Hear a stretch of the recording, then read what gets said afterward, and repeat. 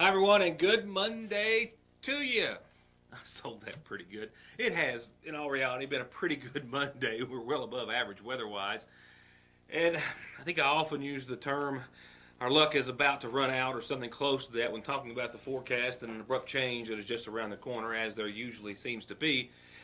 And that might be a bit of a stretch tonight, even though there is an abrupt change, but it's a change in comparison to the weekend, today to tomorrow. We do see a change thereafter. It's just back to the way things really ought to be, given the fact that it is March, even though it's been well into April for the past couple of days. Good news is, weather-wise, you've got one more looking at you. Your Tuesday will indeed be beautiful, sunny, and 70. Thereafter, things start to take a dive, and yeah, snow is in the forecast. No big accumulation, but don't be surprised to see a few flakes flying about. We'll talk about that, the cold air that's kind of only going to stick around briefly, and a rebound that won't get as close to 70 degrees is what you would hope for. But all in all, we're going to fare pretty well in your forecast. And I'll have more detail for you towards the latter part of the program. Several things to talk about on this evening's show. However, you're not going to see me as much as normal. That may necessarily not be a bad thing. I've got a computer trying to take the day off, which means I'll probably be doing more of a narrative from behind the microphone than in front of the camera. Nevertheless, we've got an auto accident involving a coal truck driver on his way to work this morning, and a slight mishap caused a serious problem. We'll take you to the scene. The 15th regional tournament for the ladies is all but over. Well, it's all over. We now know who's headed on to the state tournament. And the McGoffin County Lady Hornets, even though they didn't go as far as what they had hoped, they were celebrating a fellow teammate earlier today at the McGoffin County High School. That exclusive story coming up as well.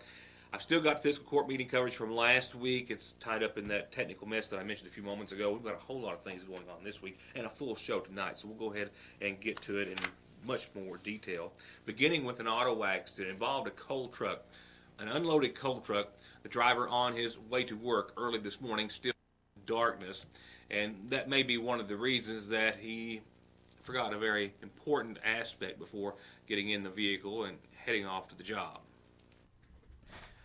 I'll actually have that report in just a few moments. My apologies for the shuffling of the schedule here. A few words from some of our sponsors, at least one or two, and then we'll get back to headlines. Always the best selection of hand-picked, quality, pre-owned cars, trucks, and SUVs, all with the service, prices, and financing aimed at making sure you drive off with the deal and vehicle you've been looking for. Premier Motors in Paintsville, 297-4121. The New Year's sales event rolls on at Conley's with 3.99% and up to $1,000 in rebates on new Polarises. Kawasaki's got 3.95% or save up to $1,500 in cash. And just in, Polaris Power digital inverter generators, ultra quiet and ultra affordable at Conley's, Kawasaki, and Polaris of Paintsville. Faster, friendlier, family-owned Parkway Pharmacy, open 8:30 till 6:30 Monday through Friday in the new McGoffin Medical Plaza under the care of local pharmacist Jesse Rudd. To make Parkway Pharmacy your pharmacy, come by or give us a call at 349-4400. At the end of every race, Mark Martin hangs up his driving gloves. He hangs up his fire suit. And he hangs up his helmet. Which is why he picks up his phone and opens the ER Extra app. The app shows ER Extra wait times, locations, and more. It's the one safeguard Mark Martin is never without. ER Extra at Paul B. Hall Regional Medical Center. Extra fast, extra easy, extra great. From time and money saving services like their overdraft protection, telephone and online banking services, to finding the right home, college, or car loan, to personalized checking and savings accounts designed around your exact needs, Sagersville National Bank is still your best choice and the same locally owned and operated bank that's been looking out for your family's financial health since 1902. Sagersville National, restoring the piggy bank population one savings at a time. Hi, I'm Rodney Minix, born and raised in McGoffin County. I wish to see my family and theirs one day grow old in a place I so love. But to live here and be safe, we need to put honor, experience, and confidence in the Sheriff's Department. A graduate of the Department of Criminal Justice Academy, I have 7 years of dedicated service to McGoffin and Johnson counties. And with your support, I would like to take that leadership straight to those responsible for selling drugs and stealing from our home. Please vote Rodney Minix, Republican candidate for sheriff of McGoffin County. Thank you. This is what the scene looked like walking up in the darkness of about 6:25 this morning. The accident reported about 10 minutes prior to that. And it's not unlike one that we've seen here on a few occasions over the years. A coal truck bed either up or raised unknowingly to the operator in transport. It turns out the driver of this truck, as I understand from local authorities, had left it up last night after cleaning the bed, a routine operation, and those routine things sometimes, well, those are the easiest to forget. The bed was still raised when he approached the overpass of the Mountain Parkway while traveling on, I believe it was the left-hand fork of Johnson Fork, and you can see what happened. Literally stopped basically in his tracks as far as the bridge, only a few chips of concrete, which is pretty much all the damage the bridges that are overpasses like these. That's the only damage they ever see. But for the truck, it was a different story. The bed completely ripped off of the frame except for just barely hinged to the back of it. And then the truck, as you could see, was still upright. The driver, uninjured, and that's the best news that we could have. Shaken, I would certainly imagine, but not injured. No other vehicles were involved, which is also fortunate considering the darkness that was still around. When we come back, I think most everyone well aware of how the 15th region tournament turned out for the McGoffin County Lady Hornets, but we got to cover it to some degree. We'll talk with Scott Castle, head coach, about his ladies and how proud he was of his team. And if I referred to it as the 57th district tournament a few moments back, well, just chalk it up as being a Monday program.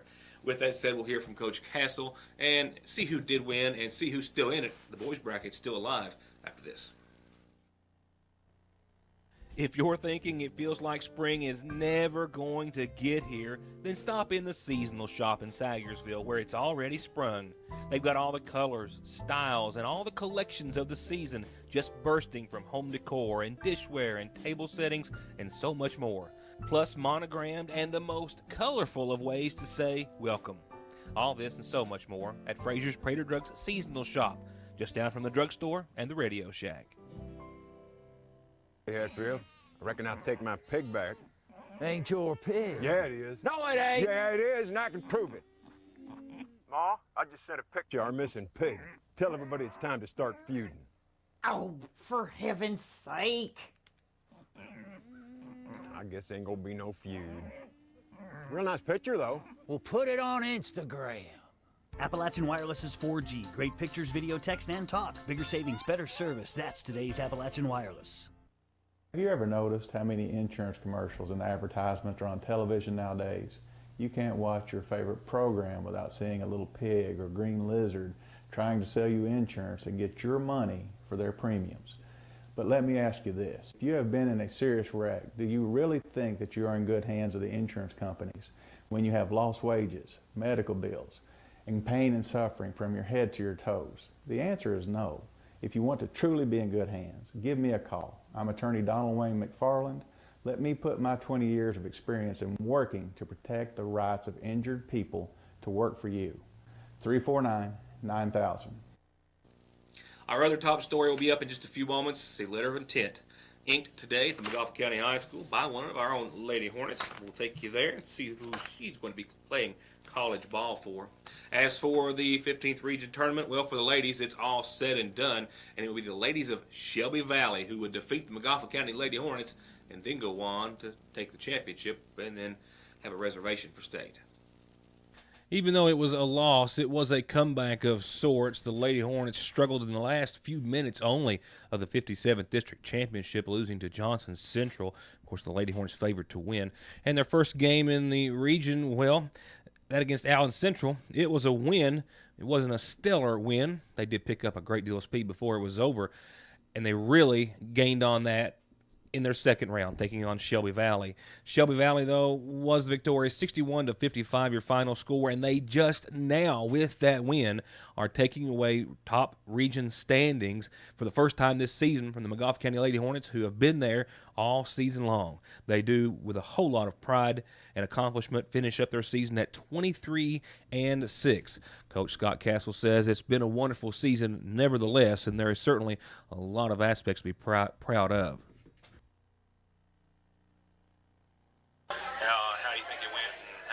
you are this season, regardless of how it came out? Well, I'm extremely proud of the girls and the way that they performed, from day one. I think during the regular season, we finished the season undefeated in the region. Also ended the season undefeated in district play.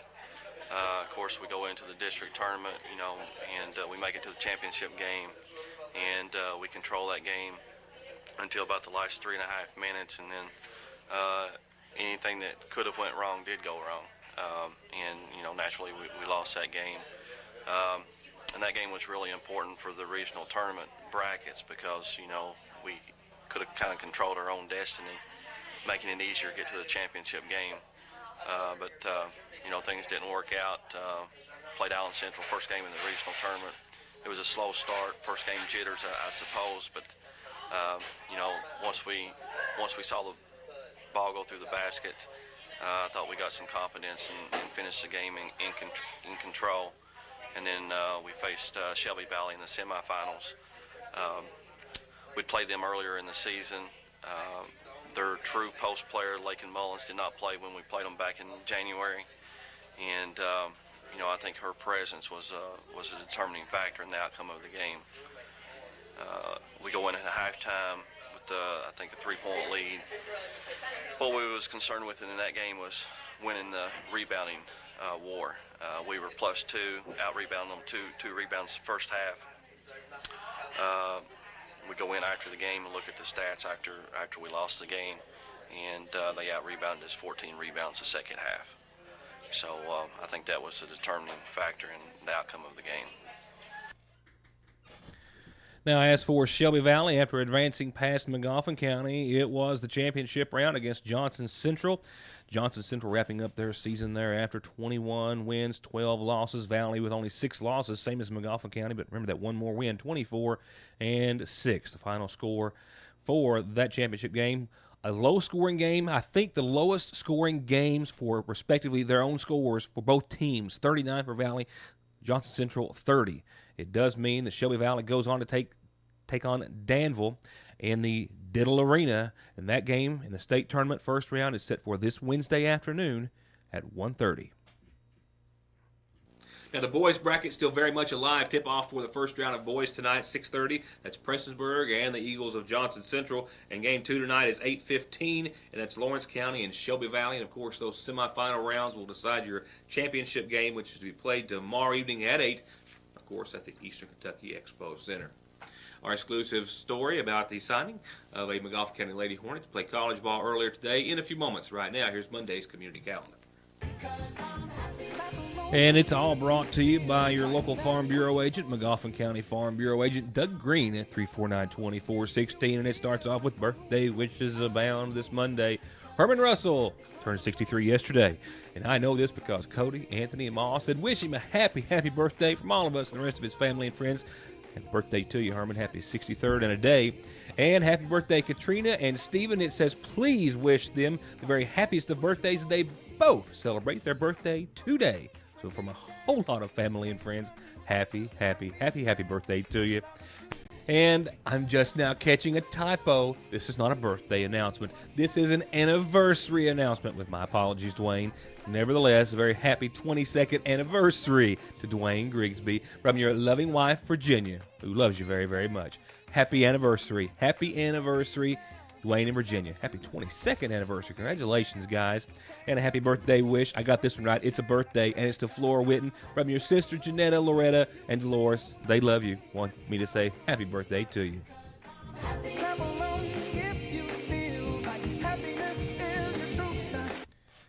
Just a reminder or two on the community calendar. Don't forget the McGoffin County Community Blood Drive tomorrow is at noon till 5 p.m. at Hardin's Medical Plaza. The Kentucky Blood Center's Bloodmobile will be here. You can enter for a chance to win a 55-inch smart TV. It's a top-of-the-line smart TV. I'm looking at a picture of it here. I'd love to have one in my home. So maybe I should donate too. We all should if you have the opportunity. If not, make it. You also get a free Kentucky Madness T-shirt.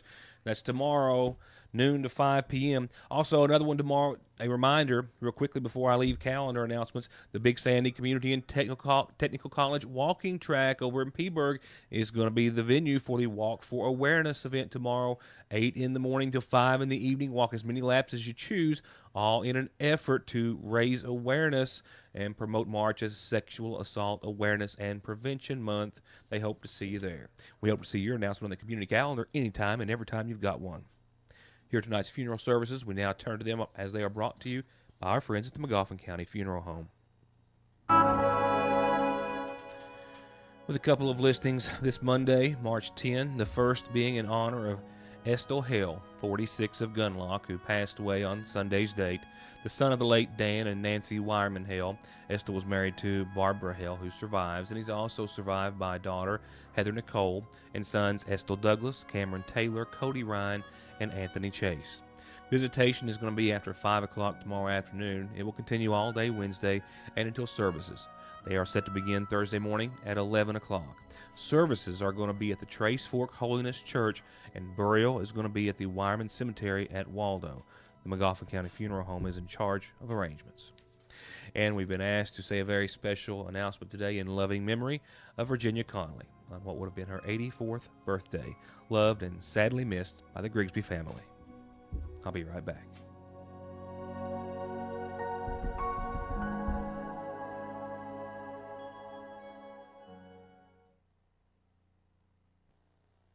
Game time means wing time at Lee's, and that means it's time for you to try our new buffalo wings. I can't tell you our secret, but I can tell you they're marinated and then rolled in our famous, albeit a little spicy, crispy chicken batter and served up with any of our 7 delectable sauces. So get your hands on a meal or a box today at your Sayersville Lee's famous recipe, where no one does chicken like we do chicken. The McGoffin County Lady Hornets indeed celebratory today. They finished the season a couple of rounds earlier than what they had hoped, most certainly.